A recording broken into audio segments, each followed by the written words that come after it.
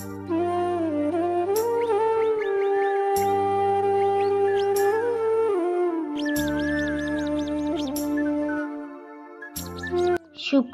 বন্ধুরা, কেমন আছো সবাই? আশা করছি সবাই ভালো আছো, সুস্থ আছো। আর আমিও ভালো আছি, সুস্থ আছি। তো এই নতুন বছরে তোমাদেরকে সবাইকে জানাই শুভ পয়লা বৈশাখ। সবারই এই বছরটা যেন ভালো কাটে, আর ভগবানের কাছে প্রার্থনা করি আমারও যেন এই বছরটাই খুব ভালো কাটে। আগের বছর দিনগুলো অনেক কষ্টে পার করেছি, অনেক দুঃখে পার করেছি, আর জন্য ওই রকম দিন কখনো জীবনে না আসে, এটাই ভগবানের কাছে প্রার্থনা করি। আর আমাদের বাঙালিদের কিন্তু এই পয়লা বৈশাখটা, নতুন বছর, কিন্তু আমাদের ভীষণই আনন্দ করে কাটানোর দিন। কিন্তু আমরা কজনই বা আনন্দ করি? সবাই তো আমরা ওই যে ইংলিশে যখন সাল বদলায় তখন আমরা ভীষণই আনন্দ করি, বাজি ফোটাই, কত কি করি।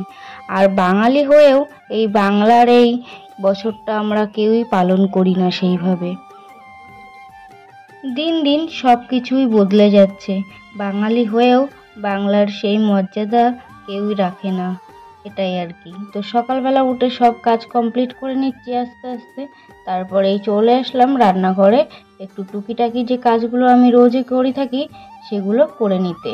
প্রথম মশলার কৌটোগুলো একটু হালকা করে মুছে নিচ্ছি, কারণ হচ্ছে আমার ওই সাইডে উনুনে রান্না হয়, তো রোজই কালি ময়লা ধুলো পড়ে, তার জন্য আমি রোজই রান্না করার পরে একটু মুছে নিই, আবার সকালবেলা উঠেও একটু হালকা হাতে মুছে নিই। আর এখানে তারপরে সব বাটি কাপ এসবগুলো সাজিয়ে রাখছি। আমার এই ছোট্ট ভাঙাচোরা রান্নাঘরটা চেষ্টা করি সব সময় সুন্দরভাবে গুছিয়ে রাখতে। আর আমার এই রান্নাঘর গোছানো বা ঘর গোছানো তোমাদের কেমন লাগে কমেন্ট করে একটু জানিও। তোমরা অনেক ভালোবাসা দিচ্ছ আমাকে, সত্যি তোমরা এইভাবে পাশে থাকলে আমি অনেক দূর আগতে পারবো। অনেক স্বপ্ন নিয়ে লেগেছি এই ইউটিউবে। তো এই বছরেই আশা করছি আমার স্বপ্ন ইচ্ছে সব কিছুই পূরণ হয়ে যাবে। তো তারপর হচ্ছে এখানে থালা বাসনগুলো ধুয়ে এনেছিলাম, সেগুলো জল ঝরাতে দিয়েছিলাম, সেগুলো এখন সুন্দরভাবে এখানে হচ্ছে রেখে দেবো। আর আমি একজন হাউস ওয়াইফ, আমি সারাদিনে বাড়িতে কি কি কাজকর্ম করি সেটাই তোমাদেরকে আমি দেখাবো। আর হচ্ছে একটা বাড়ির বউ মানে গৃহবধূই পারে তার সংসারটা সুন্দরভাবে গুছিয়ে রাখতে।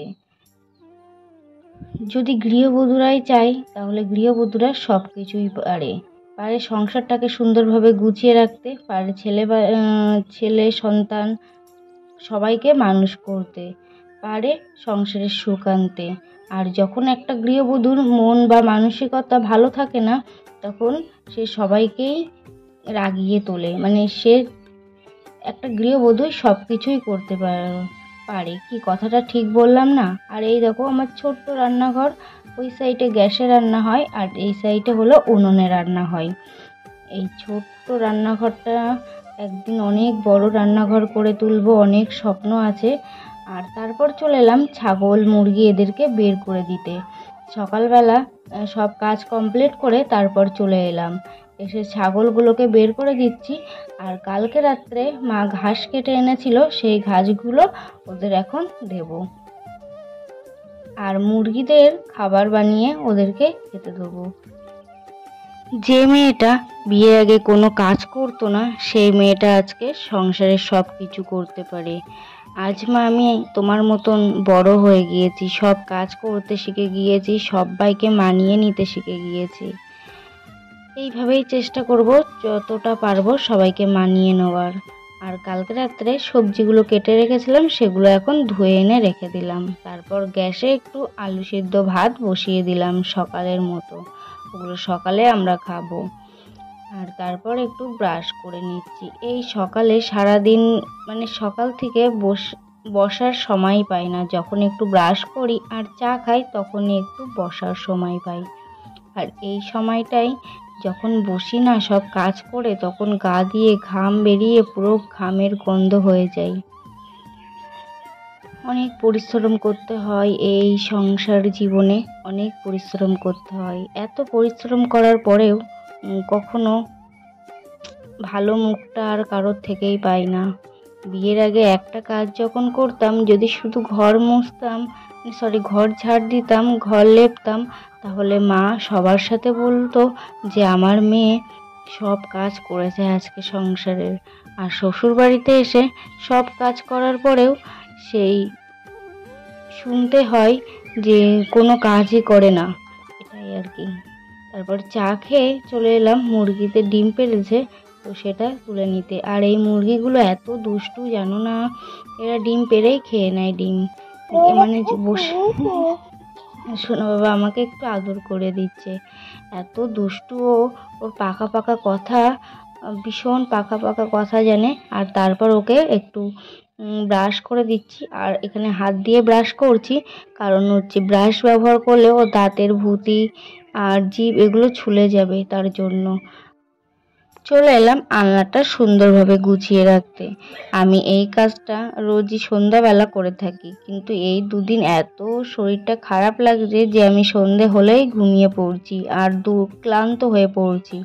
তার জন্য আজকে সকালবেলা একটু সময় পেলাম, সব জামা কাপড়গুলো যেগুলো ব্যবহার করা সেগুলো আলনায় রাখলাম, আর যেগুলো হচ্ছে তোলা জামা কাপড় সেগুলো তুলে রাখলাম। আর ঘরের ভিতরে যদি আলনাটা আর খাটটা সুন্দরভাবে গোছানো থাকে, তাহলে পুরো ঘরটাই যেন দেখতে ভালো লাগে। আর সোনা বাবার এই জামাগুলো সব ভাঁজ করে রেখে দিচ্ছি। আর এই জামাগুলো সোনা বাবাকে পয়লা বৈশাখে ওর বাবা দিয়েছে, তো ওকে কোনো কষ্ট দেব না। জীবনে যদি যত দুঃখ কষ্টই আসুক, সোনা বাবাকে কখনোই কষ্ট দেবো না। এটাই হলো ওর বাবার আর আমার প্রতিজ্ঞা। যতই ঝড় আসুক, যতই অভাব যাক, সোনা বাবাকে কখনোই কষ্ট দেব না, ওই আমাদের সব। আর এই দেখো পুরো ঘরটা আমার গোছানো কমপ্লিট হয়ে গিয়েছে, সব বিছানা আলনা সব কিছু গুছিয়ে নিয়েছি। আর এই শোকেসের ওপরগুলো একটু পরিষ্কার করে গুছিয়ে নিয়েছি। তো আমার ঘরটা কেমন তোমরা কমেন্টে জানিও। আমার ঘরটা অনেকটাই ছোট, অনেকটাই ছোট। এখানে একটা খাট ছাড়া আর কিছুই ধরে না। আর তারপর এখানে ঝাল ভাজি, একটু তেল আর লবণ, শশা কুচনো আর আলু ভাতে দিয়ে হাজবেন্ডকে ভাত দিয়ে দিলাম, ও এটাই খেয়ে নেবে। আর ওকে খাওয়ানোর পরে তারপর হচ্ছে সোনাকে খাওয়াতে হবে। ওকে খাওয়াচ্ছি। আর এই আয়ুষকে যখন খাওয়াতে যায় না, কত বাহানা দিয়ে ওকে খাওয়াতে হয়, অনেক বাহানা দিয়ে ওকে খাওয়াতে হয়, একটুও খেতে চায় না। আর কার কার বাচ্চা আছে এরকম খেতে চায় না, আমাকে কমেন্ট করো তো। আর ওকে কি খাওয়ালে একটু মোটা হবে সেটাও বলো। প্রচুর ওয়েট লস হয়ে যাচ্ছে, ভীষণ ওয়েট লস হয়ে যাচ্ছে, বুঝতে পারছি না কি করব, কি খাওয়াতে হবে একটু কমেন্ট করে জানিও। আর তারপর সোনা বাবাকে খাওয়ানোর পরে আমিও এখানে অল্প কটা ভাত নিয়ে বসে পড়লাম, আমিও খাবো বলে। কারণ সোনা বাবাকে খাওয়ানোর পরে তখন 11টা বেজে গিয়েছিল, ভীষণই খিদে পেয়েছিল। এই যে থালায় কটা ভাত দেখছো, এই কটা ভাতই আমি খেয়েছিলাম। হঠাৎই জানি না কিছু খেতে পাচ্ছি না, আর খাওয়ার পরে বমি হচ্ছে, বুঝতে পারছি না এটা কেন হচ্ছে। আর আমি যখন কিছু খাই দেখো, লক্ষ্য করো আমার গলার ওই শিরা ভেসে ওঠে। আর খাওয়া দাওয়া করে তারপর হাজবেন্ডকে কিছু লিস্ট বানিয়ে দিচ্ছি।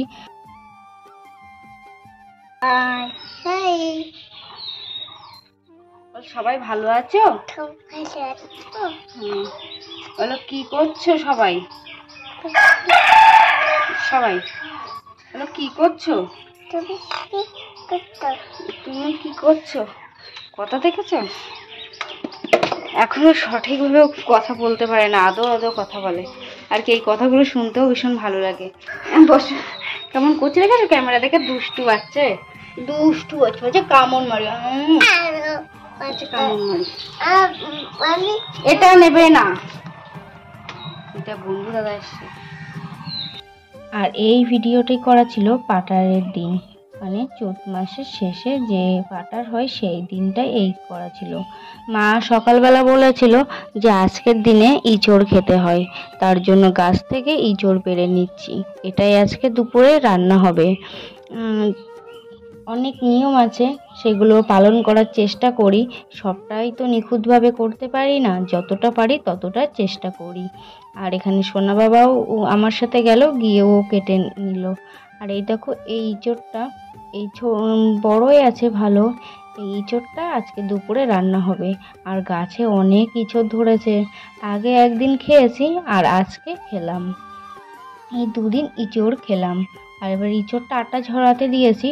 তারপর এখানে রান্নাঘরে চলে এসেছি, একটু সর্ষের তেল লাগিয়ে নিচ্ছি হাতে, তাহলে আর আঠাটা হাতে লাগবে না।